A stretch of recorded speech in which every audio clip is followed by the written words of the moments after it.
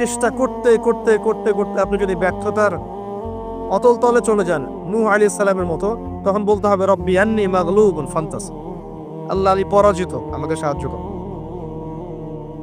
তখন আসহাবুল কাহফের মতো একা থাকতে হবে। আল্লাহ চেয়েছেন এটা। আল্লাহ চেয়েছেন আমরা এই দুনিয়ার জীবনে হালাল খাই, হারামে না যাই। আল্লাহ চেয়েছেন আমরা সুন্নত অনুযায়ী জীবনযাপন করি, সর্বশেষ নবী মুহাম্মদ সাল্লাল্লাহু আলাইহি ওয়াসাল্লামকে আদর্শ নেতা হিসেবে গ্রহণ করি। আল্লাহ চেয়েছেন আমরা তার দ্বীনের দাওয়াত মানুষকে দেই। তা'মুরুনা বিল মা'রুফ ওয়া তানহাউনা আনিল মুনকার, তোমরা শ্রেষ্ঠ জাতি, কুনতুম খায়রা উম্মাহ উখরিজাত লিন-নাস, তোমাদেরকে মানব জাতির কল্যাণের জন্য বের করা হয়েছে।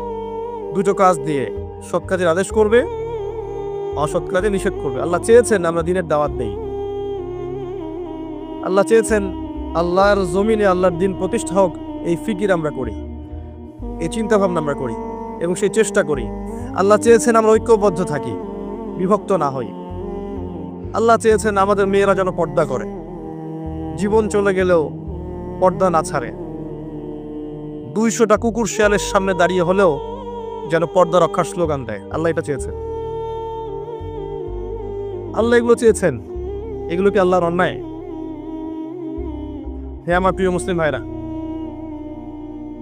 প্রত্যেকটা ঘটনার পিছনে আমাদের জন্য নিদর্শন আছে। আল্লাহর বান্দা বান্দীদেরকে আল্লাহর দিন থেকে সরানোর জন্য শয়তানি শক্তির অপতৎপরতার শেষ নাই। আপনাকে আমাকে প্রথমে যে কাজটা করতে হবে, তাদের প্রতিটা অপতৎপরতার শেকড় খুঁজে বের করতে হবে, চিহ্নিত করতে হবে, তারপরে আপনাকে সলিউশনে আসতে হবে। তারও আগে আমাদেরকে দুনিয়ার জীবনটাকে গুরুত্বের সাথে গ্রহণ করতে হবে। এই জীবন আমার একটা মাত্র উদ্দেশ্যে আল্লাহ পাক দিয়েছেন, যেন আমি জান্নাতে যেতে পারি। জান্নাতে যাওয়ার পথে যেই আমার বাধা হবে তাকে আমাকে অ্যাভয়েড করতে হবে, সে যেই হোক না কেন। তারপরে আল্লাহ আমার কাছে যে কাজ চেয়েছেন, ফরজিয়াত, ওয়াজিব সমূহ, সুন্নাত, এগুলোকে আমাকে পাবন করতে হবে। আমাকে ইলম অর্জন করতে হবে, আমাকে জানা অনুযায়ী আমল করতে হবে। আমার পরিবারটাকে গঠন করতে হবে নববীর আদর্শে। আবারও বলছি, গঠন করার ক্ষেত্রে গিয়ে যদি বলতে বলতে দাওয়াত প্রদান করতে করতে করতে করতে কাজ না হয়, আপনি আসহাবুল কাহফ হয়ে যান। এছাড়া কোনো অপশন নাই। নাহলে এই পারিবারিক ফিতনা আপনাকে দিন থেকে সরাই দিক। পারিবারিক ফিতনা আপনাকে দিন থেকে সরাই দিক। আপনাকে তারপরে হালাল রিজিক সার্চ করতে হবে। নিজের জান মাল সময় শ্রম দিয়ে দিনের ফিকির করতে হবে। দিনটা কিভাবে টিকে থাকে, দিন টিকে না থাকলে আমরা টিকে থাকতে পারবো না। এই পৃথিবীতে মুসলিম জাতি সম্মানিত হয়েছে শুধুমাত্র দিনের কারণে। এই দিন যদি আমরা আমাদের খেয়ানত করি, আমরাও আর সম্মানের জায়গায় থাকবো না, লাঞ্ছিত হয়ে যাব। আল্লাহ পাক হেফাজত করুন। আমাদের মা বোনদের প্রতি খাস নজর রাখতে হবে, তাদের দিকে আমাদের খাস নজর রাখতে হবে। তাদেরকে শিক্ষিত করতে হবে, তাদের নিরাপদ পরিবেশের ব্যবস্থা করতে হবে, তাদের মাঝে দিনের হালাকা বাড়াতে হবে। কোনো অপশক্তি যেন ওদেরকে আল্লাহর পথ থেকে সরিয়ে নিয়ে শয়তানের দাসত্ব করাতে না পারে, খেয়াল রাখতে হবে। তাদের আব্রু যেন রক্ষা করার প্রয়াস তারা পায়, এই সুযোগ আমাদেরকে করে দিতে হবে। আমাদের ছেলেমেয়েরা যারা বড় হচ্ছে, আপনার ছেলে আমার মেয়ে, আমার মেয়ে আপনার ছেলে, এদেরকে এমনভাবে মানুষ করতে হবে যেন আগামী 10-20 বছর পরের যে বিশ্বটা আসবে, ওই বিশ্বটাকে যেন ওরা চ্যালেঞ্জ করতে পারে। গরু ছাগল মানুষ করার কোনো দরকার নাই, গবাদি পশু বড় করার কোনো দরকার নাই। এসব বাচ্চা কাচ্চা থাকাচ্ছে না থাকা ভালো। প্রত্যেকটা ঘরে ঘরে একটা করে ইসমাইল তৈরি করেন, প্রত্যেকটা ঘরে ঘরে একটা করে ইসমাইল তৈরি করেন, একটা করে খালিদ তৈরি করেন, একটা করে ওমর তৈরি করেন। বাচ্চা একটা নেন, একটাকে ওমর বানান। প্রয়োজন একটা নেন, একটাকে ওমর বানান। একটা মেয়ে হলে ওই মেয়েটাকে আপনি খাদিজা বানান রাদিয়াল্লাহু আনহা, মারিয়াম বানান আলাইহিস সালাম, খাওলা বানান, সুমাইয়া বানান। একটা বানান, সুসন্তান একটা যথেষ্ট। 10-12টা গবাদি পশু পোষার পিছনে কোনো লাভ নাই। আপনি ফিউচার প্ল্যান করেন, আগামী 10-20-30 বছর পর কি করতে যাচ্ছেন, এই সময়টুকুতে আপনি কি চাচ্ছেন, আপনার জীবন নিয়ে আপনার পরিকল্পনা কি। স্পেশালি যুব সমাজকে বলবো, যে ইয়াং জেনারেশনকে বলবো, যে আপনাদের তারুণ্যটাকে আল্লাহর পথে কাজে লাগান। আরশের ছায়ায় যদি ছায়া পেতে চান, আপনাকে আপনার যৌবনটাকে আল্লাহর পথে ঢালতেই হবে। এই ঢালার মানে এই নয় যে আপনাকে এখনই একদম রণাঙ্গনে বের হয়ে যেতে হবে, বিষয়টা এমন নয়। বিষয়টা হচ্ছে আপনাকে শুরু থেকে কাজ করতে হবে, পড়াশোনা থেকে শুরু করতে হবে। পড়াশোনা, আমল, আকীদা, মানহাজ শক্ত করা, তারবিয়াত, প্রশিক্ষণ, আপনার কি বলবো, হালাল রিজিক, আবশ্যক পরিবার, জানা অনুযায়ী আমল, দিনের ফিকির করা, দিন নিয়ে কোনো প্রজেক্ট করা। আপনাকে আগাতে হবে দিন নিয়ে। পুরো যৌবনকালটাকে আপনার আল্লাহর পথে দিয়ে দেওয়া। এবং যৌবনের অনেকটা সময় আমরা অপচয় করে ফেলেছি অলরেডি, অনেকটা সময় চলে গেছে। কিন্তু যৌবন হয় 20 বছর, আপনি দেখবেন 10 বছর এইসব ভাবতে ভাবতেই চলে গেছে, জীবন বুঝতে বুঝতে চলে গেছে। দিনই বোনদেরকে সুযোগ করে দেন, মা বোনদেরকে সুযোগ করে দেন, তারা দিনের জন্য অনেক কিছু করতে পারবে। শুধু সুযোগের অপেক্ষা, ওদেরকে আমরা সুযোগ করে দিতে পারছি না। আমাদের স্ত্রীদেরকে, আমাদের মাদেরকে, বোনদেরকে, আমাদের মেয়েদেরকে আমরা সুযোগ করে দিতে পারছি না। ওদেরকে সুযোগ দেন, দিনের জন্য করার মানসিকতা তৈরি করে দেন। তারা আমার চেয়ে আপনার চেয়ে বেশি খেদমত করতে পারবে ইনশাআল্লাহ। ওরাই জন্ম দিবে ইসমাইল ইনশাআল্লাহ আযজা ওয়া জাল। নারী জাতির চেয়ে বড় ফিতনা যেমন পুরুষদের জন্য রাখা হয়নি, ঠিক একইভাবে নারীরাই পারবে এমন প্রজন্ম উপহার দিতে, যে প্রজন্মের সন্তানরা আল্লাহর পথে ইনশাআল্লাহ মুজাহাদা করবে, আল্লাহর দিনকে বিজয় লাভ। সব মিলে এগুলো সার কথা। দীর্ঘ সময় ঘন্টার পর ঘন্টা গাল গল্প করে আসলে লাভ নেই। মূল কথাগুলো বুঝতে হবে। মূল কথা হচ্ছে এই যে আমরা মুসলিম জাতি আল্লাহর দাসত্ব করব, আল্লাহ ছাড়া কাউকে ভয় করব না। প্রথম কথা, আল্লাহর জমিনে আল্লাহর বিধান চলবে, আল্লাহর দিন চলবে, এবং এই দিনটা আমরা পালন করব, কারো উপরে ফোর্স করব না, জোর করে চাপিয়ে দিব না। কেউ যদি সৌন্দর্য দিকে আসতে চায়, মোস্ট ওয়েলকাম, আলহামদুলিল্লাহ। যদি নাও আসে, আমরা কারো গলায় তরোয়াল চালিয়ে দিনটা চাপিয়ে দিচ্ছি না। এটা আমাদের আদর্শ নয়। লা ইকরাহা ফিদ্দিন, এটা শয়তানের আদর্শ হতে পারে। যে পেটুয়া বাহিনী দিয়ে হিজাব খুলিয়ে ফেলবে, এটা শয়তানের কাজ হতে পারে, আমাদের কাজ এটা নয়। আমরা আল্লাহর বান্দা, আল্লাহ থেকে এসেছি, আল্লাহ ফিরে যাব। আল্লাহ একটা সময় দিয়েছেন দুনিয়ার জীবন, এই জীবনে আল্লাহ পাক যুগে যুগে নবী রাসূল পাঠিয়েছেন। আমরা সর্বশেষ নবীকে পেয়েছি, মুহাম্মদ রাসূলুল্লাহ সাল্লাল্লাহু আলাইহি ওয়াসাল্লাম, এবং কিয়ামত পর্যন্ত তার রেখে যাওয়া কোরআন এবং সুন্নাহর বাইরে কিছু থাকবে না। এর বাইরে হকের কোনো মানদণ্ড নাই। এখন এটাকে আঁকড়ে ধরে আল্লাহর দিনটা নিজে পালন করা, নিজের পরিবারের মধ্যে সাধ্যমতো চেষ্টা করা, প্রতিষ্ঠা করার। যদি না হয়, বারবার বলছে, একা থাকবেন। পরবর্তী প্রজন্মকে মানুষ করা, এগুলোকে আঁকড়ে ধরে একটু হালাল খাওয়া, দুনিয়ার বিষয়গুলোকে কমিয়ে এনে দিনের প্রচার প্রসার প্রতিষ্ঠা দিয়ে আত্মনিয়োগ করা, এবং উম্মার সমস্যাগুলোকে ফাইন্ড আউট করা, সলিউশনের চেষ্টা করা, যার যার জায়গা থেকে চেষ্টা করা। আল্লাহ পাক কোরআনে বলেছেন, ইন তানসুরুল্লাহ ইয়ানসুরকুম, তিনি তখনই তোমাদেরকে সাহায্য করবেন যখন তোমরা আল্লাহর দিনকে সাহায্য করবে। এমনি এমনি সাহায্য আসবে না। ইন্নাল্লাহা লা ইউগাইয়িরু মা বিকওমিন হাত্তা ইউগাইয়িরু মা বিআনফুসিহিম। আল্লাহ পাক কোনো কওমের অবস্থা ততক্ষণ পরিবর্তন করেন না যতক্ষণ না ওই কওম তার অবস্থা পরিবর্তন চেষ্টা করে। আর আমরা মুসলিমরা উগ্র নই, আমরা সন্ত্রাসী নই। আমরা সন্ত্রাসী নই। আমাদের চেয়ে নম্র, ভদ্র, বিনয়ী মানুষ পৃথিবীতে পাওয়া যাবে না। হ্যাঁ, যুগে যুগে যখনই মাজলুম হয়েছে মুসলিমরা, তখন অস্ত্র ধরেছে। আর মাজলুম অবস্থায় অস্ত্র ধরার অধিকার মুসলিমদের ছিল, এটা অন্য বিষয়। কিন্তু মিডিয়ার এই কারসাজির মধ্য দিয়ে এই শয়তানের দোসর যারা আছে, এদের সারা বৈশ্বিক এই প্রোপাগান্ডার কারণে ইসলামকে জঙ্গিবাদের ধর্ম, সন্ত্রাসীদের ধর্ম বলার কোনো কারণ নাই। ইসলাম সাম্য আর মানবতার ধর্ম। এখানে সমস্ত বিষয়ের সমাধান আপনি পাবেন ইনশাআল্লাহ আযজা ওয়া জাল। আল্লাহ থেকে এসেছি, আল্লাহ ফিরে যাব। মাঝখানের সময়টুকুতে আমাদেরকে আল্লাহর দাসত্ব করতে হবে। দাসত্ব করার মানদণ্ড কোরআন এবং সুন্নাহ, এবং রোল মডেল ওই যে মুহাম্মদ সাল্লাল্লাহু আলাইহি ওয়াসাল্লাম। ফলো করেন, নিজে পালন করেন, পরিবার এস্টাবলিশ করার চেষ্টা করেন। আপনি আপনার সাধ্যমতো সমাজে দাওয়াতি কাজ করেন। উগ্র হবেন না এবং শৈথিল্যতাবাদীও হবেন না, দুটোই হওয়া যাবে না। একদম গা ছাড়া দিয়ে শৈথিল্যতাবাদী হয়ে যাবেন এমনটাও হবেন না, উগ্রতাও হবেন, মধ্যমপন্থী থাকেন। দিনের বেসিক বিষয়গুলো পালন করেন, অন্যকে পালন করতে উদ্বুদ্ধ করেন। নিজের জান মাল ইজ্জত সময় শ্রম যা আছে এটাকে দিয়ে আল্লাহর পথে একটু চেষ্টা করেন। বিশেষ করে আমাদের যুব সমাজ, আমাদের মা বোনরা এবং আমাদের পরবর্তী প্রজন্ম যারা আসছে, এই 3টা জেনারেশনের দিকে বেশি ফোকাস করেন। তাদেরকে আল্লাহর পথে ফিরিয়ে আনার চেষ্টা করেন, সঠিক দিন বোঝানোর চেষ্টা করেন এবং আমাদের ওলামায়ে কেরামের জন্য বেশি বেশি দোয়া করেন। কিন্তু ওলামায়ে কেরামের মধ্যে আল্লাহ পাক পরিপূর্ণ দিনটাকে দান করেন এবং তাদেরকে দীর্ঘমেয়াদী হায়াত দারাজ করেন, বাঁচিয়ে রাখেন, সমাজের খেদমত করার তৌফিক দান করেন। এবং যাবতীয় দৃশ্য অদৃশ্যের বিপদ আপদ থেকে, ফিতনা ফাসাদ থেকে আল্লাহ পাক যেন আমাকে এবং ওলামায়ে কেরাম সবাইকে হেফাজত করেন, যাতে করে তারা দীর্ঘ সময় পর্যন্ত মানুষকে দিনের সঠিক কথাগুলো বলতে পারে। এবং আল্লাহ পাক যেন তাদের মধ্যে ঐক্য আগে দান করেন। যখন তারা ঐক্যবদ্ধ হবে, দেখবেন ইনশাআল্লাহ জনগণ অটোমেটিকলি ঐক্যবদ্ধ হবে।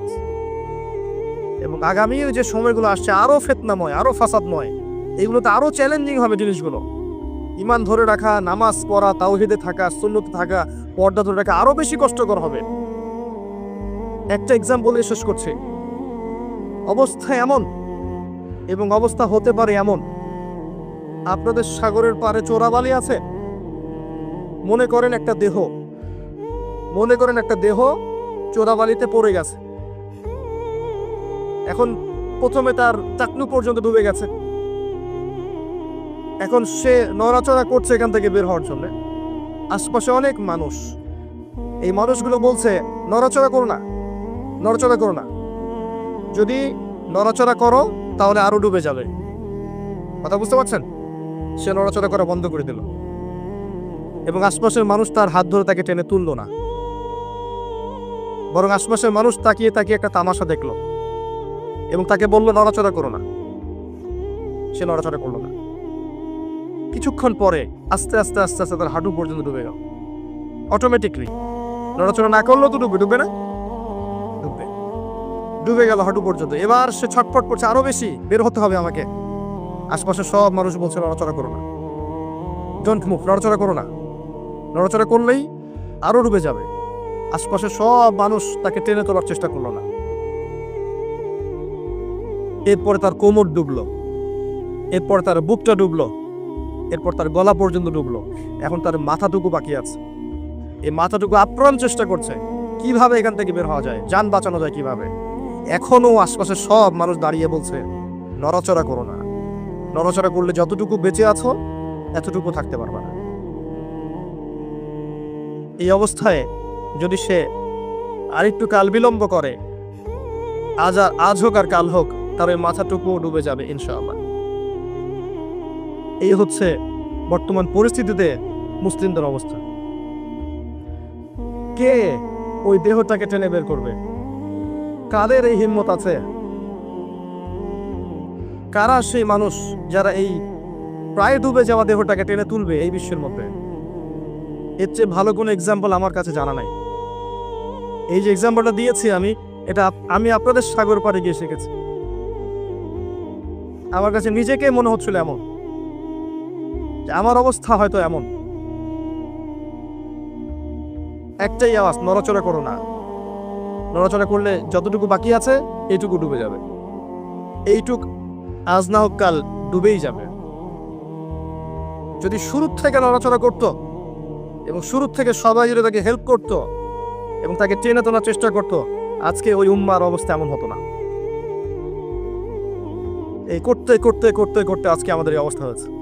এখন আপনারা ফিকির করেন কিভাবে ওই প্রায় ডুবে যাওয়া শরীরটাকে বের করবেন। আমার কোনো ক্ষমতা নাই। যতটুকু ছোট্ট ভাঙ্গাচুর ইলম কালাম আছে এর মধ্যেও আমি 100% কখনো দিতে পারি না। আমি হয়তো 30%, 40% দিতে পারি, বাকি 60-70% দিতে পারি না। আমি এতটুকু শেয়ার করছি, বাকি ফিকির আপনারা করবেন কিভাবে আল্লাহর জমিনে, আল্লাহর দিনের, আল্লাহর এই উম্মাহ মুহাম্মদ সাল্লাল্লাহু আলাইহি ওয়াসাল্লাম উম্মাহকে বাঁচাবেন, তাদের উপকার করবেন, কল্যাণ করবেন। ভবিষ্যতে কি হবে এই উম্মার, কিভাবে হাল ধরবেন, এগুলো আপনারা চিন্তা করতে থাকেন। উম্মার প্রত্যেকটা ব্যক্তির দায়িত্ব আছে এই উম্মাকে বিজয়ী করার জন্য। আর আপনি চিন্তা করেন, আয়নার সামনে দাঁড়ান, আয়নার সামনে দাঁড়াই চিন্তা করেন না যে সারাটা জীবনে 30-32 বছর বয়স হয়ে গেল, 40-50 হয়ে গেল, এই উম্মাহ আপনার কাছ থেকে কি পেয়েছে এখন পর্যন্ত? এই উম্মাহ আপনার কাছে কি পেয়েছে? কয়টা বই পেয়েছে, কয়টা লেকচার পেয়েছে, কয়টা অ্যাসোসিয়েশন পেয়েছে, কয়টা ইকোনমিক প্রজেক্ট পেয়েছে, কয়টা জামা, কয়টা ইমারা, কয়টা দাওয়া, কয়টা মসজিদ, কয়টা মাদ্রাসা, কি পেয়েছে উম্মাহ আপনার কাছে? আমি আপনার কলবে আঘাত করতেই আসছি। আমার কথায় আপনি আঘাত পাবেন আমি জানি। এই আঘাতটা আপনাকে আল্লাহর পথে নিয়ে আসবে ইনশাআল্লাহ। এই আঘাতটা ইনশাআল্লাহ আমাদের এই তরুণ ভাইদেরকে আল্লাহর পথে নিয়ে আসবে ইনশাআল্লাহ। সাহসী মানুষদের মতো বলেন ইনশাআল্লাহ। এই আওয়াজগুলা ইনশাআল্লাহ আমাদেরকে আল্লাহর পথে নিয়ে আসবে ইনশাআল্লাহ। প্রত্যেক ঘরে ঘরে একজন করে হাফেজ তৈরি করেন, প্রত্যেক ঘরে ঘরে একজন দিনদার মেয়েকে বিয়ে করেন, প্রত্যেক ঘরে ঘরে যে বাচ্চাগুলো হবে এই বাচ্চাগুলোকে ইসলামী শিক্ষায় শিক্ষিত করেন, প্রত্যেক ঘরে ঘরে অন্তত একটা করে আলেম তৈরি করেন। একটা আইয়ুবী দেন আমাদেরকে, একটা খালিদ বিন ওয়ালিদ দেন, একজন আপনি আমাকে ওমর ইবনে খাত্তাব দেন, একজন মুসআব বিন উমাইর দেন, একজন খুবাইব দেন, একজন মুসআব বিন উমাইর দেন, তাদের নাম বলবো, একজন তারেক বিন জিয়াদ দেন, একজন বিন কাসিম দেন। একটা সন্তান দেন আমাদের, একটা সন্তান মানুষ করেন। একটা 10টা 20টা বাচ্চা নিচ্ছি, একটাও মানুষ হয় না। আলেম পরিবারের সন্তান মুদিখানার দোকানে ব্যবসা করে কেন খাবেন আপনি? আপনার এই উম্মতের উপর দায়িত্ব আছে। আমাদের দায়িত্ব খালি মধু বিক্রি করা, দাড়ি টুপি বিক্রি করা, আতর বিক্রি করা? ইসলামের দিকে আসার সাথে সাথেই কেন আপনার এই দিকে চলে যান? উম্মাহকে কে নেতৃত্ব দিবে? আমরা দিব? আমাদের কোনো ক্ষমতা আছে? আমাদের কোনো জ্ঞান আছে? আমাদের কোনো সেই যোগ্যতা আছে? আমাদের দিকে আঙ্গুল তুলতে পারবেন আপনি? কারণ আল্লাহর কসম, আল্লাহর জমিনে সবচেয়ে গুনাহগার বান্দা আমরাই। যদি আমরা সত্যিকারের নেতৃত্ব প্রদান করার যোগ্যতা অর্জন করতে পারতাম, এতদিনে আমাদের হাতে দিন বিজয় হয়ে যেত। নাই সেটা আমার মধ্যে, নাই সেটা হয়তো আমাদের মধ্যে পারছি না আমরা। আপনাকে দায়িত্ব নিতে হবে। একজন ভাই গার্মেন্টস ব্যবসায়ী, তিনি এত বড় একটা আয়োজন করতে পারেন, তার দায়িত্ব পালন করতে পারেন। আপনারও তো অর্থ সম্পদ আছে, একটা ইসলামিক ইউনিভার্সিটি করেন, একটা বড় একটা মার্কাজুল কোরআন, মার্কাজুল ইলম গড়ে তোলেন, উলামায়ে কেরামদের একটা জামাআহ গড়ে তোলেন। কিছু পারেন না, অথেন্টিক বইগুলোকে প্রচার করার ব্যবস্থা করেন, কিছু কিছু অথেন্টিক মিডিয়া প্রডিউস করেন। তোমরা জেনারেল লাইনে পড়াশোনা করে কয়জন বিজ্ঞানী হচ্ছ? একটা সফটওয়্যার আবিষ্কার করতে পারছি না আমরা ইসলামিক। হাতে গোনা যায় অ্যাপস, 3-4টা অ্যাপস ইসলামিক। প্রযুক্তি আমাদের নিজস্ব হাতে তৈরি করা না, আমাদের স্বতন্ত্র মিডিয়া নাই। এই মিডিয়াগুলোতে কিছু হয় না, এগুলো বরং কোনো কোনো ক্ষেত্রে ফিতনাও ছড়ায় বেশি। কারণ আমার কথা মন খারাপ করুন না, কারণ আমি চ্যালেঞ্জ করতেছি আপনাদেরকে, আপনি 1000 জনকে বসান যারা দিন নিয়ে কাজ করতে চাচ্ছেন, তাদের 10%-এর কোরআন তেলাওয়াত সহি না। কোরআন তেলাওয়াত সহি না করে আপনাকে এত বড় দায়িত্ব নিতে কে বললো? আপনি তো বুঝবেন না যে কোনটার সাথে কোনটা দিতে হবে, কি বলা দরকার, কি প্রচার করা দরকার, কি করা যাবে না। বাংলাদেশে আলেমে আলেমে দ্বন্দ্ব লাগানোর জন্য অনেক সময় মিডিয়া দায়ী হয়ে গেছে। কেন এরকম সামনে দিতে গেলেন? অমুককে ধুয়ে দিল, তমুক। সে যদি না ধুয়েও দেয় তবু তো আমার মনে হচ্ছে লোকটাকে ভালো মনে করতাম, লোকটাকে আলেম মনে করতাম। এরকম কথা বললো আমার সম্পর্কে, আমার মনের মধ্যে একটা খারাপ ধারণা সৃষ্টি হচ্ছে।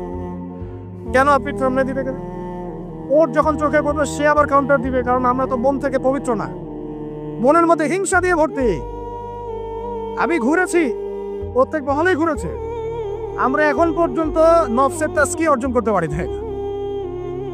মনে আমাদের যে পরিমাণ হিংসা বিদ্বেষ, এই হিংসা বিদ্বেষ নিয়ে কবরে গেলে আল্লাহ পাকের একটা আযাবও মারিতে পারবে। হ্যাঁ, আল্লাহ মাফ করুক আমাদেরকে। হিংসা নিয়ে যদি মানুষ পরকালে যায়, নেক আমলগুলা আগুনের মতো খেয়ে ফেলবে। নবী সাল্লাল্লাহু আলাইহি ওয়াসাল্লাম বলেছেন। আমরা এটাকে ফরজ করে নিয়েছি নিজেদের মধ্যে। ভাই, আপনারও তো যোগ্যতা আছে, আপনারও তো কিছু করার আছে। একটা অ্যাপস আবিষ্কার করেন, একটা বই লিখেন, একটা মাদ্রাসা করেন, একটা মসজিদ করেন, একটা ইসলামিক ইউনিভার্সিটি করে তোলেন, স্বতন্ত্র ইসলামিক মিডিয়া করে তোলেন। সবচেয়ে বড় কথা, কাজ যেগুলো হয় সেগুলো বিক্ষিপ্ত হয়ে যায়। এগুলো কোনো একটা সূত্রে গাঁথা না। এখানে একটা মাহফিল, ওখানে একটা, ওখানে একটা, ওখানে একটা, এখানে একটা মাদ্রাসা, ওখানে একটা, ওখানে একটা, এখানে একটা। 4 জন 4 ভাবে চিন্তা করেন, 4 জন 4 ভাবে চলেন। এখানে একটা সংগঠন ইসলামিক, ওখানে একটা, এখানে আর একটা, ওখানে একটা। একটা ওয়ান উম্মাহ জামাআহ নাই বাংলাদেশ। তো আপনারা বলেন না আমাকে, এই উম্মাকে কিভাবে আমরা বিজয় নিয়ে যাব? আমাকে আপনারা বলেন, ছোটখাটো প্রশ্ন করা বাদ দিয়ে আপনারা আমাকে উত্তর দেন, কিভাবে আপনি এই দুনিয়াতে আল্লাহ পাকের দ্বীন ইসলাম কায়েম করবেন? পথ পদ্ধতি কি আপনার কাছে? কি পথ পদ্ধতি, কিভাবে শুরু করবেন? তারপরে কি, তারপর কি, তারপর কি, তারপর কি, গন্তব্য কোথায়? আর আমি বলি আপনাদেরকে গন্তব্য কোথায়? আমাদের গন্তব্য বলেন।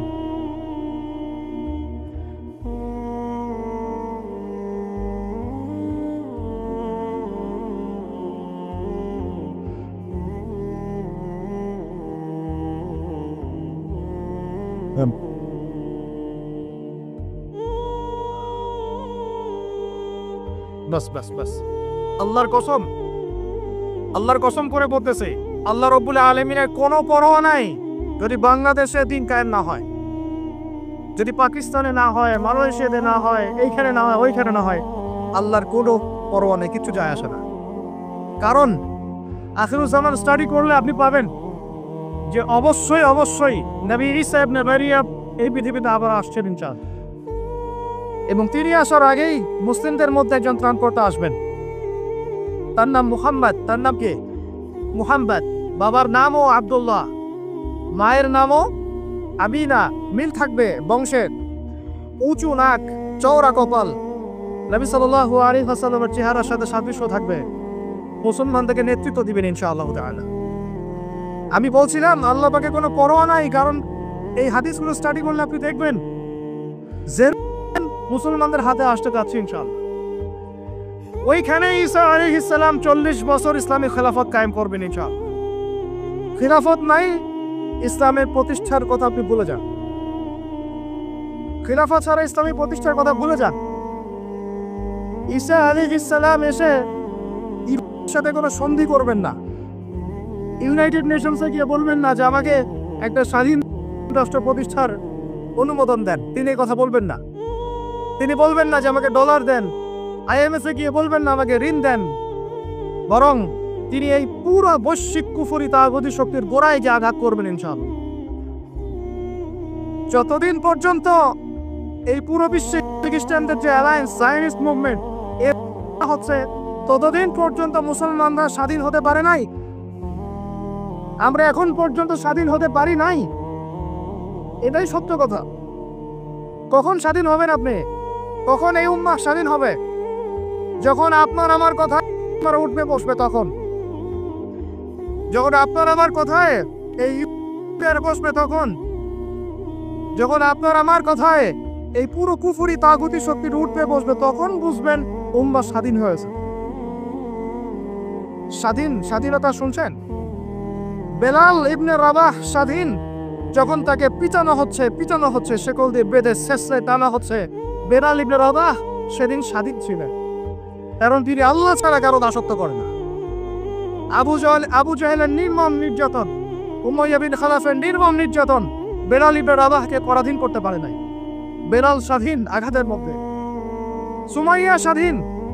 সুমাইয়ার নাম শুনেছেন? আমাদের বোনদাতার নামই জান।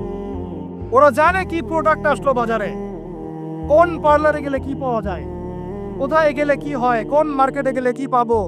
মার্কেট ভর্তি মহিলা দিয়ে, ভর্তি মহিলা দিয়ে, গার্মেন্টসও তো ভর্তি মহিলা দিয়ে। পদটা কতটুকু মেনটেন হয় সেটাও ভাবতে হবে।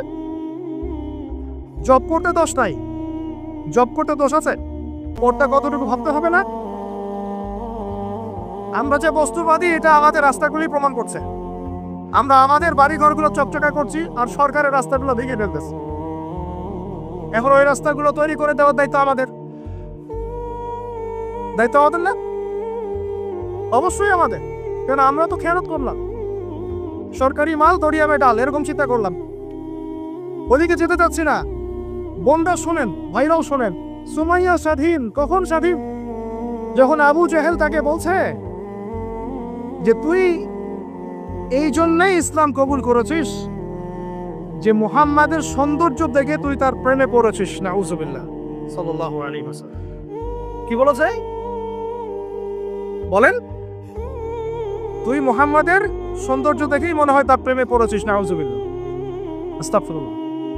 সুমাইয়া রাদিয়াল্লাহু আনহা তখন বাধা, হাত পা বাধা, হাত পা বের করার কোনো অপশন নাই, বাধা আছে। এক জটলা থুতু মুখে একত্রিত করে আবু জাহেলের মুখের উপর থু করে থুতু দিয়েছে। আর আপনারা তো জানেন যে একটা থুতুতে অনেক কিছু হয়, হয় না? একটা থুতুতে অনেক কিছু হয়। এক থুতুতে ইমানদার মুনাফিক আলাদা হয়ে যায়। এক থুতুতেই ইমানদার মুনাফিক আলাদা হয়ে যায়। সুমাইয়াও থুতু দিয়েছিল আবু জাহেলের মুখে। এবার আবু জাহেল কি করেছে শুনে। আবু জাহেল, তার কাছে একটা বর্ষা ছিল, বর্ষা চেনা যায়, বর্ষা সামনে অংশ চোখা, এটা দিয়ে সুমাইয়া রাদিয়াল্লাহু আনহার লজ্জাস্থানে আঘাত করে তাকে শহীদ করে দিয়েছে। ব্যথা অনুভব করলেন না? আমি জানি করেন নাই, কারণ সুমাইয়া আপনার কেউ না। সুমাইয়া আপনার কেউ না। সুমাইয়া আমার বোন না, সুমাইয়া আমার স্ত্রী না, সুমাইয়া আমার মা না, সুমাইয়া আমার খালা, ফুফু, চাচি, মেয়ে কেউ না। এই কারণে আমাদের আঘাত লাগে নাই। যদি আমাদের এই দেহটা যে অবশ, আমাদের উম্মার যে দেহটা যে অবশ, এটা তো বোঝা যায় চলমান বিশ্ব রাজনীতি দেখলেই। বিশ্বের যে কোনো জায়গায় মুসলিমরা আঘাত পাচ্ছে, মার খাচ্ছে, নির্যাতিত হচ্ছে, দোয়াও তো মুখ দিয়ে বেরো হয় না। তাদের স্মরণে একদিন কেউ রোজা রেখে একটু দোয়াও করে না, নামাজে একটু দোয়াও করে না, দুটো কথাও বলে না, কোনো মানববন্ধনও নাই, কোনো প্রতিবাদও নাই, কিছুই নাই। মানে পুরো দেহটাই প্যারালাইজ, শেষ, অবশ অনুভূতি। আর প্রত্যেকটা বর্ডার এক একটা অনিকেট প্রান্তর, যেখানে অনুভূতিগুলোর ব্যবচ্ছেদ করা হয়েছে, ফিলিংসগুলোকে ব্যবচ্ছেদ করে ফেলে দেওয়া হয়েছে, ফিলিংস নাই। সুমাইয়ার কথা শুনে আমাদের লাগলো না, কারণ সুমাইয়া আমার মেয়ে না, আমার মেয়ে আয়েশা তো আর না, আমার মেয়ে মারিয়াম তো আর না, আমার ছেলে ওমর উসমান তো আর না। সুমাইয়া তখন স্বাধীন, যখন তাকে বর্ষায় শহীদ করা হলো, সে স্বাধীন, জান্নাতে চলে গেল। জুনাইবি একজন সাহাবী ছিলেন, ছোটখাটো মানুষ, ইসলাম কবুল করে আসছেন খায়বার যুদ্ধের দিন। নবী সাল্লাল্লাহু আলাইহি ওয়াসাল্লাম তার হাতে তাকে তলোয়ার দিয়েছেন এবং তাকে যুদ্ধে মানে অগ্রগামী যে সৈনিকরা থাকে প্রথম কাতারের দিকে, সেখানে থাকার মানে চান্স দিয়েছেন। তাকে মানুষ বিয়ে করতে চাইতো না, কারণ তার চেহারা সুরক্ষা খুব একটা ভালো লাগে না, বংশ নিচু, মানুষের একটা থাকে না প্রেস্টিজ ইস্যু, তার মনে কষ্ট। নবী সাল্লাল্লাহু আলাইহি ওয়াসাল্লাম একদিন প্রস্তাব পাঠালেন, তাকে চিঠি দিয়েছে, তুমি এই চিঠিটা নিয়ে অমুক গোত্রে যাও, গিয়ে বলো যে আমি বলেছি তোমাকে যেন মেয়ে দেয়। তখন তারপরেও মেয়ে দিতে চাচ্ছে না, কিন্তু সেই মেয়ে শুনেছে যে আল্লাহর নবী সুপারিশ করেছে, আমার যৌবনের উপর ধিক্কার যদি আমি এই সুপারিশ না রাখি। তিনি বললেন জুলাইবিস যেমনই হোক চেহারা, আমি তাকে বিয়ে করতে রাজি আছি। তিনি বিয়ে করলেন, সংসার হলো, শুরু হলো। এই সাহাবী খায়বার যুদ্ধে শহীদ হলেন। নবী সাল্লাল্লাহু আলাইহি ওয়াসাল্লাম তার চারপাশে দেখলেন, তার চারপাশে 12 জন ইহুদির লাশ পড়ে আছে। কয়জন? একাই 12 জনকে হত্যা করেছে এই সাহাবী। আল্লাহর নবী তাকে নিজের হাতে কোলে নিয়েছেন, কোলে মানে তার দেহটা এরকম ছিল আর খুব লম্বা চওড়া না, নিজের হাতে কোলে নেওয়ার মতো নিয়ে নিজ হাতে তিনি তাকে দাফন করলেন আর বললেন যে আমার এই সাহাবীর জন্যে হুরে নেইনরা তাদের দরজা খুলে দিয়েছেন। তিনি তখন স্বাধীন। ওমর ইবনে খাত্তাব তখন স্বাধীন। কখন স্বাধীন? ওমর রাদিয়াল্লাহু আনহু যে কোরআন খুলে সূরা তাহা পড়ছেন, তাহা পড়তে পড়তে তার ভিতরে ফিলিংস চলে আসলো যে না, এটা আল্লাহর পক্ষ থেকে আসছে। তিনি বলছেন খুজুনি ইলা রাসূলিল্লাহি ওয়া আসহাবি, আমাকে আল্লাহ রাসূলের কাছে নিয়ে চলো, তার সাহাবীদের কাছে নিয়ে চল। তাকে নিয়ে যাওয়া হলো। ভিতরে হামজা ছিলেন রাদিয়াল্লাহু আনহু, তাকে টেনে নিয়ে আসলেন ভিতরে, বলছেন তরোয়াল নিয়ে আসছো কি জন্য?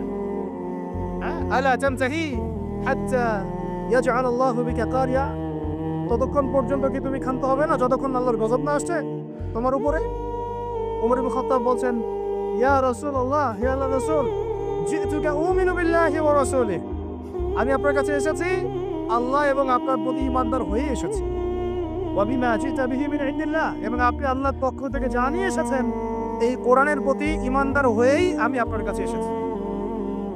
আশহাদু আল্লা ইলাহা ইল্লাল্লাহ ওয়া আশহাদু আন্না মুহাম্মাদান আবদুহু ওয়া রাসূলুহু, কালিমা পড়লেন, মুসলিম হলেন, স্বাধীন হলেন। আগে পরাধীন ছিলেন। বুঝতে পারছেন না কথা? এরপরে তিনি সবার দরজায় গিয়ে নক করলেন, আবু জাহেলের বাসায় নক করে বলছেন হাল আলিমতা আন্নী কদ আসলামত, তুমি কি জানলা যে আমি ইসলাম কবুল করেছি? আবু জাহেল, তুমি কি জানলা, শুনলা যে আমি ইসলাম কবুল করেছি? আরেকজনের বাসায় যান, উমাইয়া বিন খালাফ, হাল আলিমতা আন্নী কদ আসলাম, তুমি কি জানলা আমি ইসলাম কবুল করেছি? ওয়াত্তাবা'তু মুহাম্মদ সাল্লাল্লাহু আলাইহি ওয়াসাল্লাম, আমি আল্লাহর রাসূলের ইত্তেবা করেছি। এরপর কুরাইশদের এই কাবার সামনে গিয়ে বলছেন, ইয়া মা'শারাল কুরাইশ, হে কুরাইশ তোমরা শুনো, ইয়ালামু আন্নী কদ আসলামত, তোমরা জেনে রাখো যে আমি ইসলাম কবুল করেছি। ওয়া শাহিদতু আল্লা ইলাহা ইল্লাল্লাহ ওয়া আন্না মুহাম্মাদান আবদুহু ওয়া রাসূলুহু। এবার কুরাইশরা গিয়ে তার উপর আক্রমণ শুরু করলো। 40 জন 50 জন গিয়ে তাকে চাপড়ে ধরতেছে, তিনি একাই লড়তেছেন সবার সাথে। একজন এসে পরামর্শ দিচ্ছেন, ওই যে আপনারা যারা হিকমতের দোহাই দিয়ে কাপুরুষতাকে আড়াল করতে চান, তারা শুনেন ওয়াজটা ভালো করে। যারা হিকমতের দোহাই পেরে কাপুরুষতাকে আড়াল করতে চান তারা শুনেন। উনি এসে বলেছেন যে আসালা কোন গেছেন, তুমি কি ইসলাম কবুলের এই বিষয়টাকে গোপন রাখতে পারতা না?